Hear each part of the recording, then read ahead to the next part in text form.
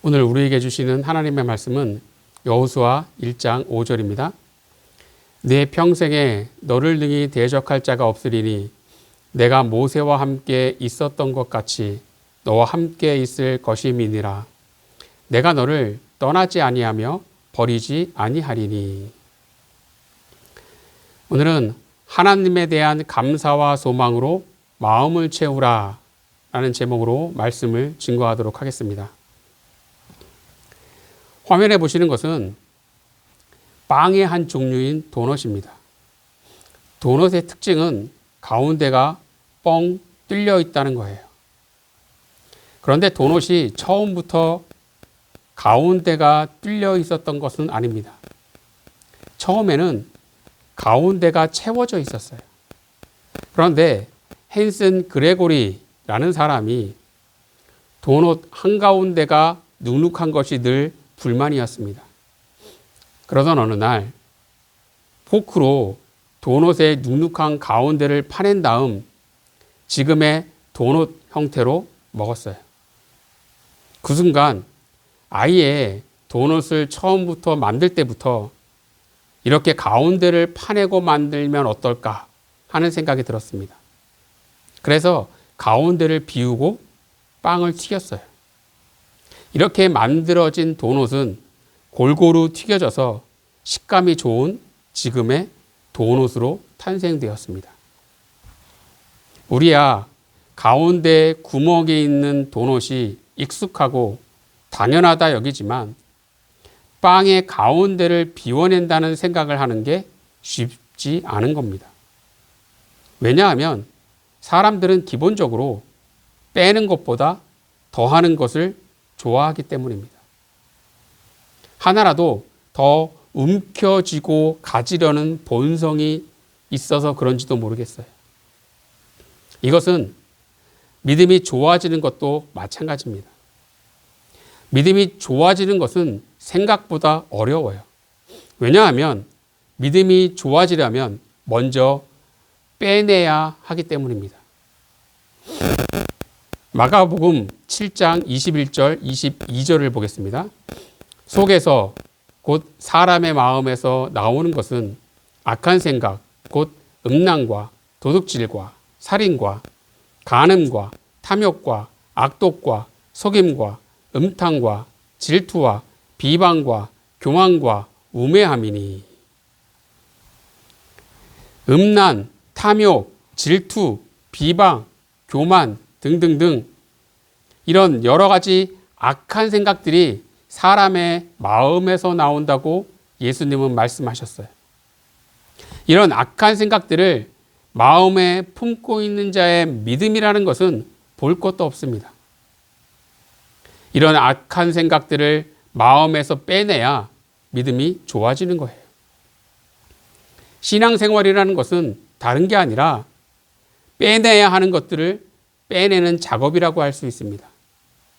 예배를 통해서, 기도와 찬양을 통해서 불신앙적이고 악한 마귀가 좋아하는 것들을 마음에서 빼내고 그 자리에 하나님께서 좋아하시는 것을 채우는 겁니다. 요셉은 복수를 빼내고 그 자리를 용서로 채웠습니다. 다윗은 절망을 빼내고 그 자리를 소망으로 채웠어요. 사도 바울은 율법을 빼내고 그 자리를 순종으로 채웠습니다.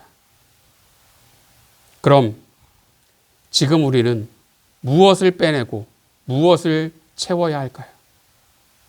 우리는 세상적인 것들을 빼내고 그 자리를 감사와 소망으로 채워야 합니다. 특별히 오늘은 맥주 감사절입니다. 이스라엘 백성들이 농사를 할 때 1년 중 처음으로 거두는 작물이 보리와 밀입니다. 즉 상반기 첫 수확이 보리와 밀인 거예요. 그래서 보리와 밀을 거둘 수 있도록 상반기 동안 지켜주신 하나님에 대한 감사가 있는 것이고, 남은 후반기도 하나님께서 축복해 주시기를 소망하는 것이 맥주 감사절입니다. 그래서 오늘 맥주 감사절을 맞아 우리 안에 있는 세상적인 것들을 빼내고 그동안 축복해 주신 하나님에 대한 감사와 남은 인생 또한 축복해 주시기를 바라는 소망으로 우리의 마음을 채워야 한다는 거예요.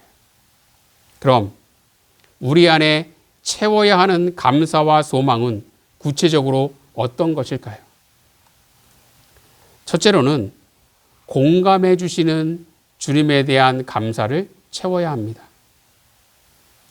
사람들이 쓰는 언어 습관 중에 이런 것이 있어요. 뭐뭐 같으면. 예를 들어 나 같으면 저렇게 말하지 않았을 텐데, 나 같으면 저렇게 행동하지 않았을 텐데, 나 같으면 저렇게 생각하지 않았을 텐데, 이렇게 뭐뭐 같으면 이라는 말을 합니다. 또 뭐뭐 같아도 라는 말을 씁니다. 나 같아도 저렇게 말했을 거야. 나 같아도 저렇게 행동했을 거야. 나 같아도 저렇게 생각했을 거야. 뭐뭐 같으면, 뭐뭐 같아도 발음은 비슷한 것 같은데 의미는 완전히 다르다는 거예요. 뭐뭐 같으면 이라는 말은 상대방에 대한 비판과 깎아내림이 포함되어 있지만, 같아도 라는 말은 상대방에 대한 공감과 이해가 포함되어 있습니다. 상대방을 향한 태도가 완전히 다르지요. 그럼 하나님은 우리를 향해서 뭐뭐 같으면과 뭐뭐 같아도 이 둘 중 어떤 것을 품고 계실까요? 하나님께서 소돔과 고모라 성을 멸하시겠다고 하자 아브라함은 의인 50명이 있어도 멸하시겠냐고 하나님께 묻습니다. 그러자 하나님은 의인 50명이 있으면 멸하지 않겠다고 하셨어요. 그러자 아브라함은 의인 45명이 있어도 멸하시겠냐고 물었고 하나님은 의인 45명이 있으면 멸하지 않겠다고 하셨어요. 이에 아브라함은 다시 40명, 30명, 20명으로 숫자를 줄였고 마지막으로 의인 10명이 있어도 멸하시겠냐고 묻자 하나님은 의인 10명이 있으면 멸하지 않겠다고 하셨어요. 즉 하나님께서 아브라함과 이런 대화를 하신 것은 아브라함에 대한 공감과 이해가 있었기 때문입니다. 아브라함을 향해 뭐뭐 같아도의 마음이 있으셨다라는 거예요. 부활하신 예수님은 베드로를 찾아가셔서 네가 나를 사랑하느냐라고 3번이나 물으셨습니다. 예수님은 자신을 배신하고 도망친 베드로, 예수님을 모른다라고 3번이나 부인한 베드로를 책망하시지 않고 네가 나를 사랑하느냐라고 물으신 것은 뭐뭐 같아도의 마음으로 베드로를 향한 공감과 이해가 있으셨기 때문입니다. 오늘 본문 5절을 보겠습니다. 내 평생에 너를 능히 대적할 자가 없으리니 내가 모세와 함께 있었던 것 같이 너와 함께 있을 것임이니라. 내가 너를 떠나지 아니하며 버리지 아니하리니. 이제 모세 없이 수많은 이스라엘 백성들을 이끌어야 한다는 부담감과 두려움에 여호수아는 너무나 힘들어했어요. 하나님은 이런 여호수아에게 믿음 없이 왜 두려워하냐고, 그런 믿음으로 어떻게 백성들을 이끌어 가겠냐고, 이러라고 내가 너를 지도자로 삼은 줄 아냐고 책망하시지 않으셨습니다. 하나님은 여호수아의 부담감과 두려움을 공감하시고 이해하셨어요. 그래서 나 같아도 그랬을 거야 라는 공감과 이해로 내가 너를 떠나지 않고 버리지도 않고 함께 하겠다고 말씀하신 겁니다. 오늘 주님은 우리를 향해서도 뭐뭐 같으면이 아닌 뭐뭐 같아도의 마음을 갖고 계십니다. 그래서 우리의 아픔과 상처를 공감하시고 우리의 상황과 형편을 이해하십니다. 만약 우리를 향한 하나님의 공감과 이해가 없었다면 지금의 우리는 없었을 거예요. 특별히 맥주 감사절인 오늘 여러분의 마음을 공감해 주시고 이해해 주시는 하나님에 대한 감사로 마음을 채우시기 바랍니다. 그래서 어려운 상황에서도 하나님에 대한 감사를 잊지 않는 가운데 주가 주시는 축복의 열매가 풍성한 믿음의 백성이 되기를 간절히 축원합니다. 두 번째로 우리 안에 채워야 할 감사와 소망은 주님과 우리가 되길 원하는 소망을 채워야 합니다. 미국인들에게 가장 슬픈 날이 언제인지 물으면 2001년 9월 11일이라고 말한다고 합니다. 3,000명 이상의 사망자를 낸 9.11 테러가 있었던 날이에요.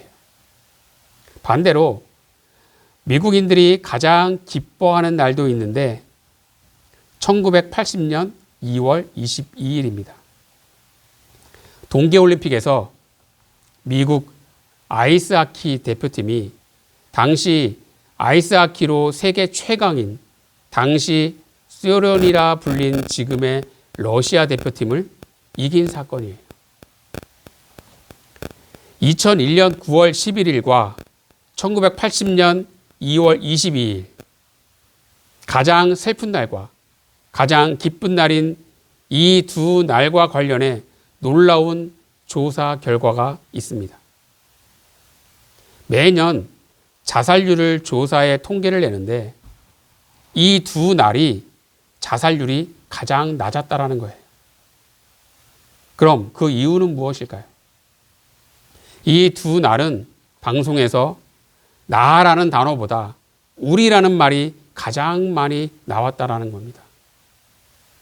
가장 슬픈 일과 가장 기쁜 일이 나의 것이 아닌 우리의 것이 되었을 때 삶에 소망이 생겼다라는 거예요. 그래서 자살률이 가장 낮아진 겁니다. 이 고아원 같은 시설에서 성장한 사람의 경우 보통 결혼을 일찍 하고 자녀도 2명 이상 낳는다고 합니다. 이유는 가족에 대한 꿈이 있기 때문이라는 거예요. 일반적인 보통의 가정을 경험하지 못했기 때문에 빨리 가정을 이루어 가정에서만 느낄 수 있는 따뜻함, 행복을 누리고 싶은 마음이 크다라는 거예요. 즉, 우리 가정, 우리 가족, 이런 우리를 만들고 싶은 소망이 큰 겁니다. 우리라는 말은 나 말고 또 다른 누군가와 함께 할 때 우리가 되는 거예요. 특별히 그리스도인은 하나님과 함께하는 우리가 되어야 합니다. 그래야 삶에 소망이 생기는 거예요. 오늘 본문 5절을 다시 보겠습니다. 내 평생에 너를 능히 대적할 자가 없으리니 내가 모세와 함께 있었던 것 같이 너와 함께 있을 것임이니라. 내가 너를 떠나지 아니하며 버리지 아니하리니. 하나님께서 여호수아에게 너와 함께 있을 것임이니라 라고 말씀하셨어요.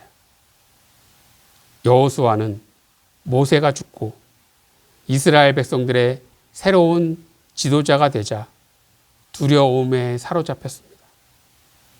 이때 하나님께서는 너와 함께 할 것이니 두려워 말라고 말씀하셨어요.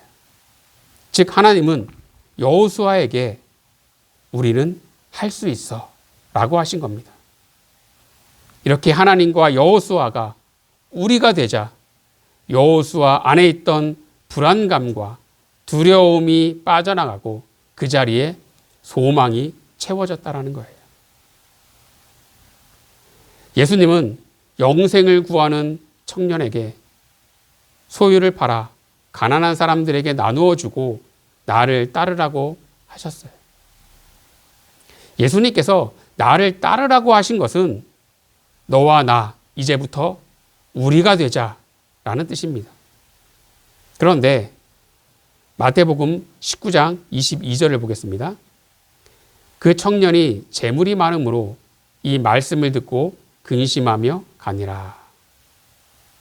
청년은 재물에 대한 욕망을 내려놓을 수 없어 근심하며 돌아갔습니다. 예수님과 우리가 되지 못한 청년의 마음은 근심으로 채워졌고 그의 삶은 영생이 아니라 근심의 삶이 되었다라는 겁니다.